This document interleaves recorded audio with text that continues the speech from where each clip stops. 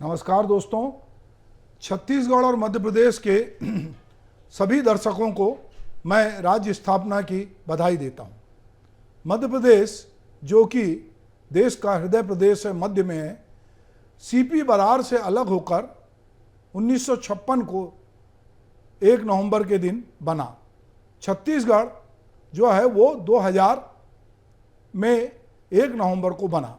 चूंकि छत्तीसगढ़ और मध्य प्रदेश के गठन की अगर हम बात कर रहे हैं तो दोनों राज्यों में क्या कुछ हुआ और छत्तीसगढ़ का गठन किस तरह से हुआ, यह हमको देखना पड़ेगा। छत्तीसगढ़ जब एक नए राज्य के रूप में अस्तित्व में आया तो इस तरह दोनों राज्यों ने एक साथ लगभग 44 साल साथ गुजारे और अलग अलग 23 साल बीत चुके हैं। इन दोनों वर्षों में अगर हम इन तमाम दोनों राज्यों की बात करें तो इन वर्षों में राज्य ने अपनी सांस्कृतिक और राजनीतिक पहचान तो बनाई, साथ ही साथ विकास की नई राह में भी लंबी छलांग लगाई है।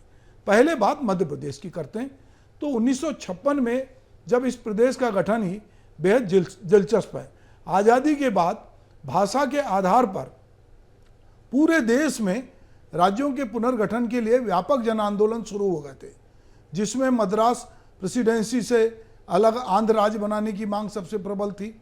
अक्टूबर 1952 में पोल्ट्री श्री रामलू की आमरण अनशन के चलते मृत्यु हो गई। इसके पश्चात हुई हिंसा के कारण सरकार को 1953 में आंध्र प्रदेश के रूप में नया राज्य बनाना पड़ा। इसके बाद देश के अन्य क्षेत्रों में भी भाषाई आधार पर राज्यों की मांग जोर पकड़ने लगी। 1956 में राज्य पुनर्गठन आयोग की स्थापना की गई। आयोग की रिपोर्ट के आधार पर वर्ष 1956 में पारित राज्य पुनर्गठन अधिनियम द्वारा भाषाई आधार पर 14 राज्यों और 6 केंद्र शासित प्रदेशों का गठन किया गया। इन्हीं में से एक राज्य मध्य प्रदेश भी था, जो कि कई राज्यों से बचे हुए इलाके को जोड़कर बनाया गया था। भाषा भले ही इसकी एक थी, लेकिन सांस्कृतिक और स्थानीयता के मामले में बहुत ज़्यादा भिन्नता थी। इस तरह देश का सबसे बड़ा राज्य मध्य प्रदेश, जो उत्तर में ग्वालियर अंचल से लेकर दक्षिण में दंतेवाड़ा तक फैला हुआ था, इसी तरह पूर्व में जसपुर का इलाका, पश्चिम में राजस्थान से लगे हुए मालवा तक जाता था। इस विशालकाय राज्य में छत्तीसगढ़, जो कभी मध्य प्रांत का हिस्सा था, वो भी शामिल हुआ। शुरुआत से ही पृथक छत्तीसगढ़ की मांग होती रही, जिसमें लंबे संघर्ष के बाद 2000 में ये जो राज्य है मध्य प्रदेश, अविभाजित मध्य प्रदेश से अलग होकर बनाया गया। मध्य प्रदेश का बड़ा राजस्व जो हिस्सा है वो प्राकृतिक रूप से समृद्ध छत्तीसगढ़ में आता है, लेकिन विकास कार्यों को लेकर हमेशा इसके साथ सौतेला व्यवहार किया गया। प्रशासनिक नजरिए से भी छत्तीसगढ़ पनिशमेंट सेल की तरह हो गया था। ज़्यादातर अधिकारी यहाँ आना नहीं चाहते थे। खास तौर पे बस्तर और सरगुजा इलाके की हालत और भी बदतर थी। इसीलिए भी छत्तीसगढ़ अलग राज्य की मांग लगातार जोर पकड़ रही थी।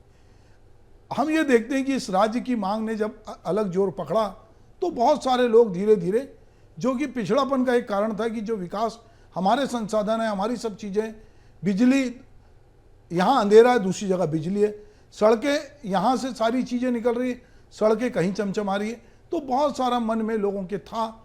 और जब अटल बिहारी वाजपेयी, जो कि छोटे राज्यों की भाजपा हिमायती थी, और अटल बिहारी वाजपेयी ने कहा कि वो छोटे राज्य बनाएंगे, तो छत्तीसगढ़ बना, झारखंड बना, उत्तराखंड बना, और बाद में जाके हम ये देखते हैं कि तेलंगाना बना है। पर 3 राज्यों को बनाने का श्रेय अटल बिहारी वाजपेयी जी को जाता है।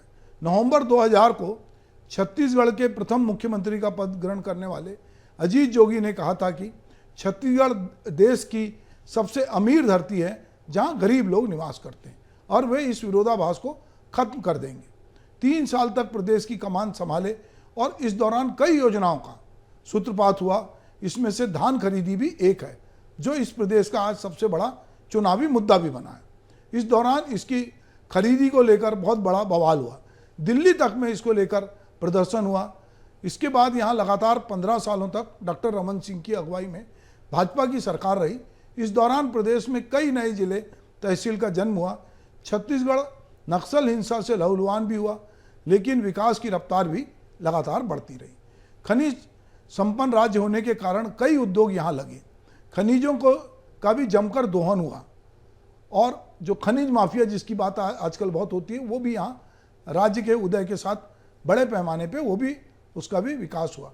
इसलिए राज्य के राजस्व में भी अगर हम देखते हैं कि खनिज की वजह से निर्माण के वक्त करीब 10,000 प्रति व्यक्ति आय वाले राज्य में आज प्रति व्यक्ति आय के मामले में 1 लाख आंकड़ा पार कर लिया। इससे यहाँ हुए विकास का अंदाजा लगाया जा सकता है। आर्थिक तरक्की के बाद छत्तीसगढ़ की स्थानीयता को लेकर जो जगह मिलनी थी वो नहीं मिल पाई। इसे लेकर एक हद तक पूरा किया पिछले 5 साल में यहाँ सरकार चला रहे भूपेश बघेल ने। उन्होंने यहाँ के 30 त्यौहार, खेलकूद आदि को सरकारी इवेंट बनाकर इन्हें जमकर प्रमोट किया। तो मध्य प्रदेश और छत्तीसगढ़, तो छत्तीसगढ़ जब अलग होता है तो उसमें स्थानीयता बोध जो है वो जो होना चाहिए था, जिसकी वजह से बहुत सारे कारण थे, वो कहीं गायब था। पर पिछले साल में वो स्थानीयता बोध जो है वो दिखाई देता है। अगर हम मध्य प्रदेश की बात करते हैं, मध्य प्रदेश जो है प्राकृतिक रूप से बहुत वो भी संपन्न प्रदेश है, उसके साथ नक्सली समस्या जुड़ी हुई थी। अब जब छत्तीसगढ़ अलग हुआ तो मध्य प्रदेश के अब कुछ ही जिले हैं जिसमें बालाघाट को हम कह सकते हैं वो जिला जो है, और मंडला और कुछ हद तक शहडोल, आसपास के जिले ही आए, मगर बाकी सारे छत्तीसगढ़ के हिस्से में आए। मध्य प्रदेश के पास बहुत सारी ऐसी चीज़ें हैं जो मध्य प्रदेश को विराट बनाती हैं। महाकाल का मंदिर है, महाकाल का ज्योतिर्लिंग है, ओमकारेश्वर वहाँ का एक ज्योतिर्लिंग है, 2 बड़े ज्योतिर्लिंग है। बाघों के लिए वो सबसे जाना जाता है, कान्हा जैसा जो अभ्यारण्य है वो है। उसके अलावा मध्य प्रदेश में बहुत सारे अभ्यारण्य, बाघों की संख्या सबसे ज़्यादा है। सांची जैसी जगह मध्य प्रदेश के पास है, ग्वालियर जैसा एक बड़ा किला उसके पास है, मांडू जैसी जगह है, इंदौर जैसा व्यवसायी शहर है, जबलपुर जैसी संस्कार धानी है, भोपाल जैसा झीलों का शहर है। तो अलग अलग तरह से मध्य प्रदेश जो है वो बड़ा था और छत्तीसगढ़ के साथ और बड़ा था।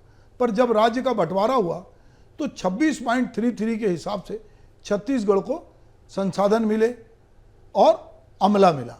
बहुत सारे लोग छत्तीसगढ़ जब बना तो यहाँ आना नहीं चाहते थे, पर छत्तीसगढ़ बनने के बाद जिस तरह यहाँ पर लोगों को पदोन्नति के अवसर मिले, नए पद सृजित हुए, तो लोगों को लगा कि छत्तीसगढ़ में अपार संभावनाएं विकास की, और लोग जो आए बाद में वो यहीं सेटल हो गए। जो भोपाल था उससे ज़्यादा आज हवाई यात्रा के लिए रायपुर में सुविधा है। अभी रायपुर पूरे देश में दुनिया के सबसे अच्छे शहरों में उसकी गिनती होती है। रायपुर की बात होती है तो लोग कहते हैं कि रायपुर बहुत बढ़िया बन रहा है। यहाँ की जो नई राजधानी है, जो अब इस चुनाव के बाद जहाँ पे मुख्यमंत्री, राज्यपाल, बहुत सारे और मंत्रीगण वहाँ रहने जाएंगे, कुछ अधिकारी अभी भी रहने चले गए, तो इस चुनाव के बाद जब नई सरकार आएगी तो नया रायपुर और उन्नत होगा। वहाँ पर भी जन आबादी बढ़ेगी और लोग धीरे धीरे वहाँ आवाजाही जो अभी कम है वो भी बढ़ेगी। इंफ्रास्ट्रक्चर वहाँ पूरा बन गया है। तो एक तरफ मध्य प्रदेश है, एक तरफ छत्तीसगढ़ है। छत्तीसगढ़ जब मध्य प्रदेश से अलग हुआ तो इस अवधारणा के साथ अलग हुआ था कि छोटे राज्य में विकास तेजी से होता है। ये हुआ भी, पर यह बात कि छोटे राज्य होने से लोगों के सब काम बहुत जल्दी हो जाएंगे, ये एक गलतफहमी थी। जो ऐसा नहीं हुआ, क्योंकि तंत्र जो था वो वैसा ही था। जब बंटवारे में मध्य प्रदेश से लोग आए तो वो मध्य प्रदेश की संस्कृति लेकर आए। ऐसा नहीं हुआ कि उन्होंने यहाँ आकर कार्य संस्कृति बदल दी। और चूंकि वो मध्य प्रदेश से आए थे तो उनका 15 साल रुझान आने जाने में ही था।